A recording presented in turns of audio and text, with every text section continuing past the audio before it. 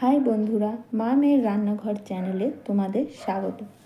আজকে দেখাবো আমার দিদার তৈরি একদম পুরনো দিনের একটা রেসিপি।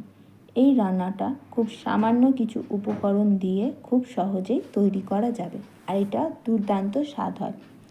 প্রথমে পাকা পটলগুলো মাঝ বরাবর কেটে ভেতরের শাঁসটা বের করে নেব। আমি যেভাবে করেছি তোমরাও সেইভাবে করবে, সুবিধা হবে।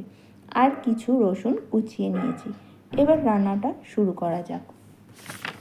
প্রথমে কড়াইতে সর্ষের তেল দিয়ে দেব। তেলটা গরম হলে তাতে কালো জিরে ফোড়ন দেব। এরপরে কুচনো রসুনটা দিয়ে দেব। রসুনের কাঁচা গন্ধটা চলে যাওয়া অবধি একটু ভেজে নেব। তারপর দিয়ে দেব চিরা কাঁচা লঙ্কা। একটু ভাজা ভাজা করে নেব।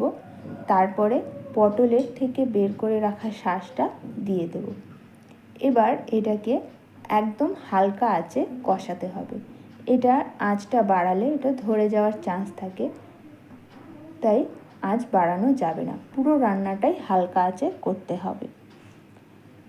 এই রান্নাটায় একটুও চিনি দেওয়ার কোনো দরকার নেই, কারণ এটা যেহেতু পাকা পটলের শাঁস, এটা এমনি মিষ্টি হবে। এবার দিয়ে দেব স্বাদ মতো লবণ আর একটু হলুদ গুঁড়ো। ব্যাস, পুরো রান্নাটার আর কিচ্ছু দরকার নেই। এবার শুধু হালকা আঁচে কষিয়ে যাব। এটা যত কষাবো তত স্বাদ হবে। এই রান্নাটা তোমরা সবাই অবশ্যই করবে আর আমাকে কমেন্ট করবে কেমন হয়েছে। এটা গরম ভাতের সাথে পরিবেশন করলে এক থালা ভাত এক নিমেষেই শেষ হবে।